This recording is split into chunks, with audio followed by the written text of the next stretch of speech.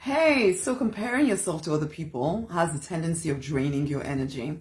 Something I did recently, and I know better than this really, but recently I kind of found myself in a position where I was looking at what other people were doing and thinking, oh, that compares, well, my work compares unfavorably to theirs. And I kept allowing this thought to sit in my head. And over the course of even 5 minutes, it's 10 minutes, because I'm quite sensitive to what's going on inside of me, there was this drain, this feeling of, oh, I'd felt really cool, and now I felt really low. And I realized that was because I've been indulging this thought that, oh, this person's better, this person, this, I should change my things and compare to them and blah, blah, blah, blah. And a lot of people go through life now. I picked it up fairly quickly, but a lot of people do go through life comparing themselves to other people. Oh, this person seems better. They have a better relationship. Their children act better. They this and that, the other. They dress better, and all of this stuff. But the truth and the thing about it is that it does drain your energy. It drains your energy. It drains your creativity, because you're always judging yourself as somehow not quite right, somehow not good enough. Even the other way around, where you might think that you're somehow the best person on the planet compared to every single other person out there. It drains your energy to keep having to compare yourself to everybody else, whether it's in your favor or against you. It's just not worth it. The thing that you need to understand is that you are a unique being.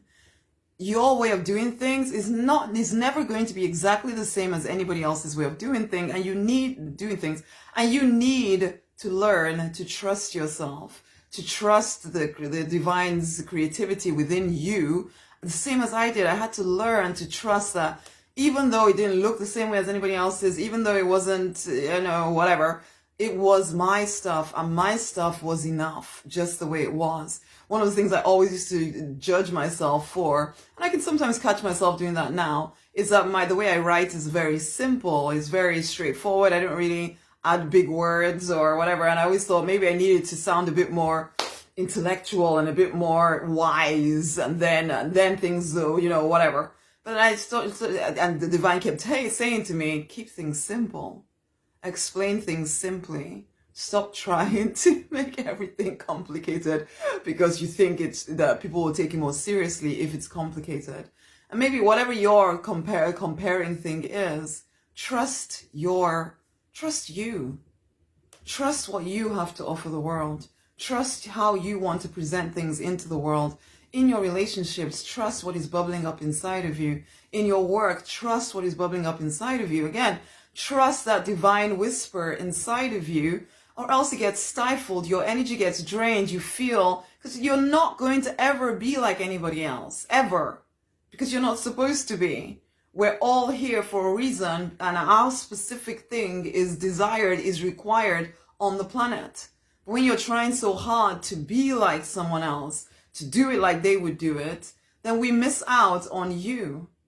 That's not to say, of course, that we don't learn things, but you don't learn. It's like when I'm teaching people stuff, I'm teaching foundational principles, expecting that each student, each person, each client will then run with that in their own unique way.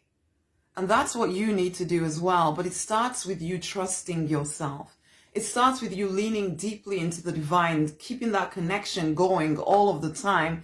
And, releasing any jealousy you're feeling towards anybody else, release it. Any sense of a victim of your situation, or if only I had a life like they did, then maybe I would. No, release that whole victimhood thing going on where, oh, it's not my fault, it's because this happened. No, let's just release all of that. Put the blinkers on, just stay focused on your vision and take the next step. The divine is more than capable of giving you your next step. Receive it, use it. Honey, if you're finding that your brain is in all of these crazy places, come into the Abundance Library. Come and rewire your mind for increased happiness and prosperity, okay? As I say, it's the foundational principles that help you then to run your way.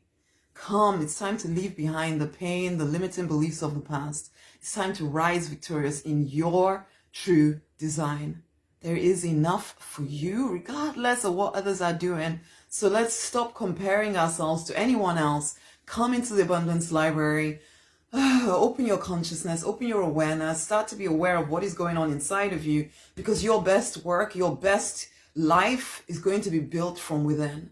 Let the Abundance Library help you to step into that true design you. The link will be around here. I look forward to seeing you in the library. Until the next time, share this video with somebody else. Much amazing love. Bye.